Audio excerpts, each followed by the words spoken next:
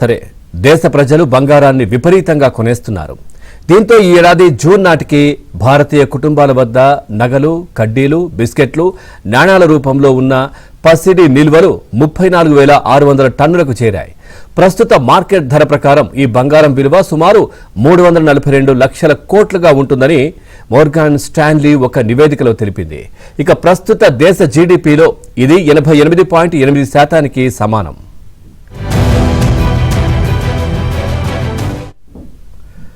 గతంలో దేశీయ కుటుంబాలు నగల రూపంలోనే బంగారం కొనేవారు. ఇప్పుడు ట్రెండ్ మారింది. మ్యూచువల్ ఫండ్స్, గోల్డ్ ఈటీఎఫ్లు, మల్టీ అసెట్స్ ఫండ్స్ లో పేరుతో పెద్ద ఎత్తున పెట్టుబడులు పెడుతున్నారు.